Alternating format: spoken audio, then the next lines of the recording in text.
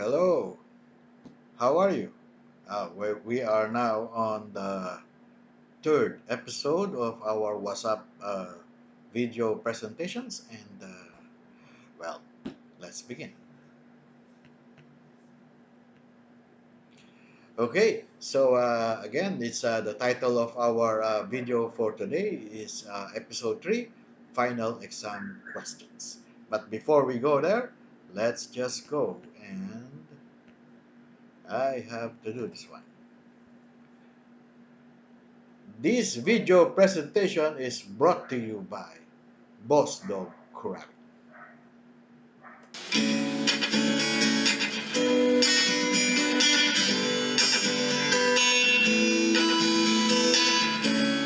Blessed Joseph, when the angel said, do not be afraid, take Mary as bride.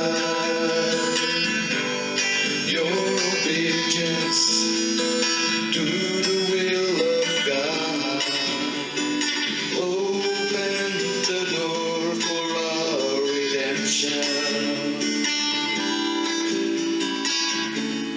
Blessed Joseph, Father of Jesus, brother and Lord. Blessed Joseph.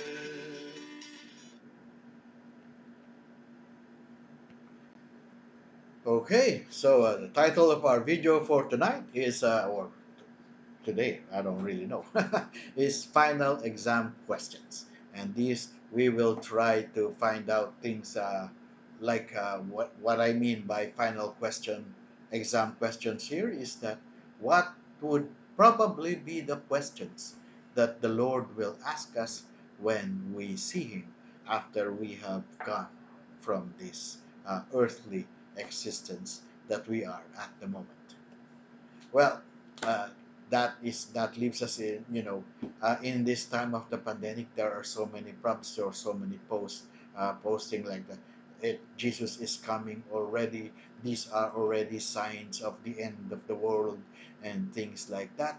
And also compounded by in the last we were celebrating All Saints Day and All Souls Day, and those are things that something that we always relate to our mortality here on earth in these end times. But the question I think I would like to answer a little bit is how should we respond to situations like this, like the pandemic, like as we commemorate, as we celebrate All Saints and All Souls Day? How should we view all these things, and what would be our focus supposed to be? At the end of our mortality here, what would you call those who would advocate this kind of situations that it's already the end of the world or something like that? That in our in the church, that is what we call the general judgment. And the general judgment, we believe that it is going to happen because every Sunday at the credo we always say that. We proclaim, credo means we believe that Jesus is going to come again in glory. This time he came first in his humility and taking the form, our form of a slave. He did that 2,000 years ago, but he is going to come back. And when he comes back, he comes sort of like the picture that you see here, with his angels and in glory. And that is the signal that it will be the end of our earthly existence. But I would think the church would always say that, this pandemic that we are COVID 19 and all, but I still think, I really believe that this is not the end yet. And this has been said all the time in very important junctures in our history, like the year 1000, the year 1100 to 1200, and every century that follows. All these things is being talked about, but still, the earth is still here, and it is not yet time for the general judgment. I think the church always tells us, yes, we have to believe in the general judgment, but there is the other kind of judgment that would probably happen more,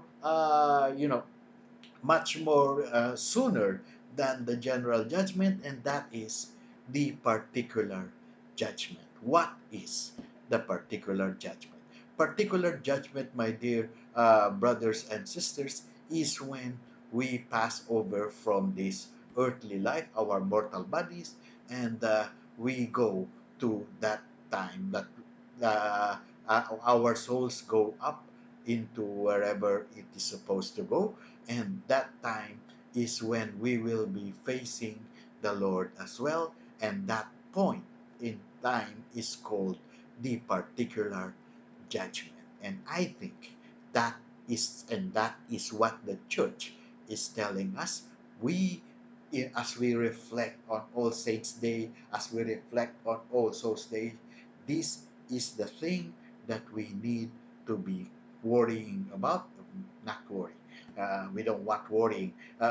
What I mean is that this is the things that we should be thinking about. What if we are called already into the particular judgment, and we will face God as our mortal bodies uh, have have stopped in its existence, and we become a more our soul will have to face the Lord. An accounting will happen. My dear, my every brothers and sisters, Saint Paul, I think, is the one who said that this can come like a thief in the night. We don't know when it's going to happen, but I'm pretty sure it's going to be happening sooner than even what we probably would be worried about the general judgment, or you know when we think about general. My problem with this general judgment is it brings a lot of fear and anxiety, or in an already fearful and anxious existence that we have, what with all the pandemic and all these other things. We don't want to worry about that. Let's think about the particular judgment, and that for me is the final exams when we face Jesus. What would be the things that Jesus will ask us?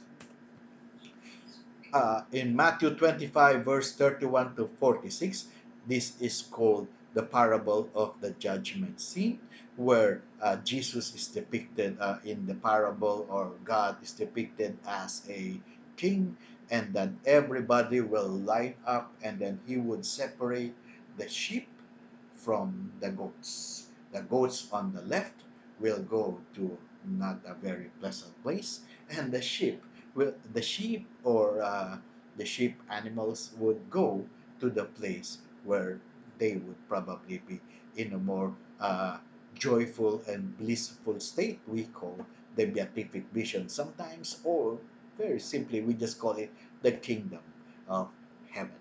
So that, and I think that is the time when we have the particular judgment. Each one of us would have to make an accounting of what we have done here on earth. In Matthew, I just chose a little bit part here so that we can comment on this. In Matthew 25:34 to 46, it says, "Then the king will say to those on his right hand, the sheep, 'Come, you blessed by my Father, inherit the kingdom prepared for you from the foundation of the world. For I was hungry, and you gave me food. I was thirsty, and you gave me drink. I was a stranger, and you took me in. I was naked, and you clothed me. I was sick, and you visited me. I was in prison, and you came to me.'" Brothers and sisters, this is the answer that is expected of us. And you just put it into the interrogative, that those are the final exams questions. When Jesus was hungry, what did we do? When Jesus is thirsty, what did we do? When Jesus has no clothes, what did we do? When Jesus was a stranger, when Jesus was sick, when Jesus was in prison, what did we do? You know, brothers and sisters, you might say, like in the latter part, those who are on the left side was asking, when did we see you hungry, thirsty, a stranger, naked, or sick, or in prison? When?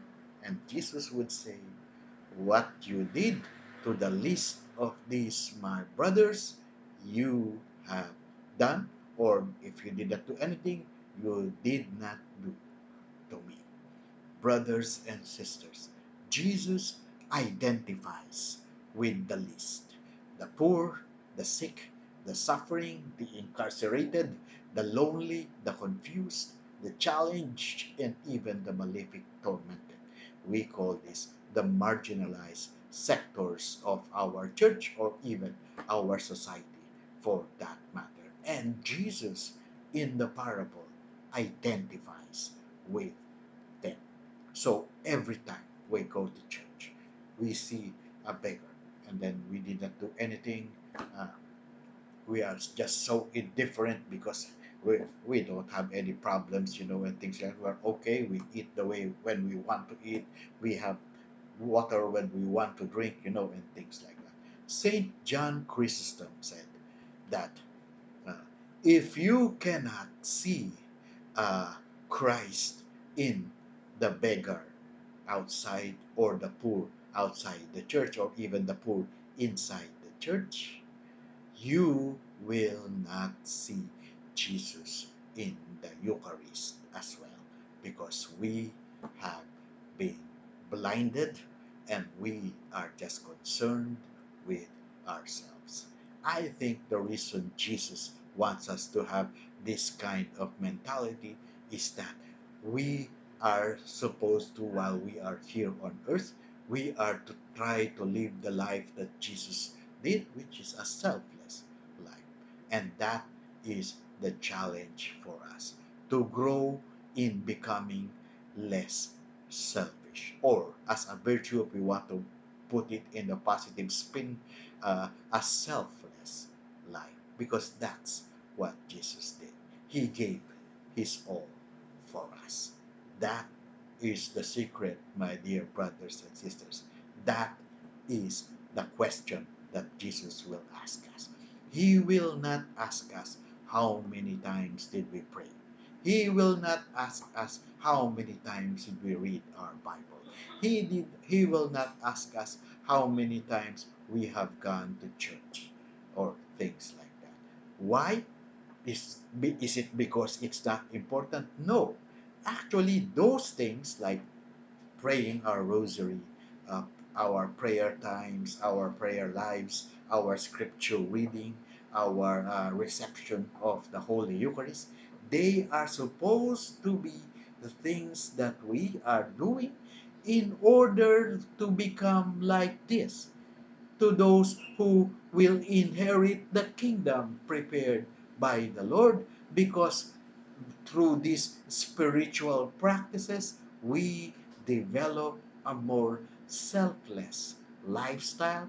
We become less selfish and we are able to respond to the hungry by giving them food, to the thirsty by giving them water, to the stranger by taking them in, to the naked by giving them clothing, to the sick by visiting them, and to those in prison by visiting them and addressing all their practical needs. So, my dear brothers and sisters, that is the final exams question. The question for us when we face Jesus in the particular judgment. So, my dear my dear brothers and sisters, I'd like to end with a quote. I think that's clear for us now. We cannot be living our lives just ourselves. We have to be concerned with our brothers and sisters, especially the least, because Jesus identifies with them, and He will ask us what we did to them. Saint Francis of Assisi said, "Remember that when you leave this earth, you can take with you nothing that you have received. Nothing that we have received, only what you have given. A heart, a full heart enriched by honest service, love, sacrifice, and courage." Mother Teresa, something that we all admire and someone that we all try to emulate, says, you know, don't think about great things, small things. Uh, Small things only, but done consistently. Not all of us can do great things, but we can do small things with great love. Also, it is Mother Teresa who said, if you cannot feed 100 people, then just feed one person. That is already when we were able to do that, even the small things done consistently and with doing it with our hearts really, you know, with genuine love and charity in our hearts. God knows, because God knows everything that is happening in this world. And that is, God knows also what's happening in our lives when we do these things. What is our attitude? Why did we do all these things? God knows. So, Mother Teresa said, if you cannot do the big things, just do the small things, but do it with a lot of love and do it wholeheartedly, as we say it in these days. So, my dear brothers and sisters, we are called to answer the final exam questions of what we've done to the poor, to the sick, to the suffering, the incarcerated, the lonely, the confused, the challenged, the malefic, tormented. We will be asked that question by Jesus Himself: what did we do to them? And we must answer in the affirmative. Thank you, my dear brothers and sisters, for watching the video. And let's soon enough we'll come up with another video. We just don't know what it's going to be. But thank you again, and I appreciate if you are able to watch this video. It's This video is always done all for Jesus through Mary and Joseph. God bless each and every one of us. May we answer the Lord in the affirmative when our particular judgment comes into view or comes into play. Thank you so much. God bless each one.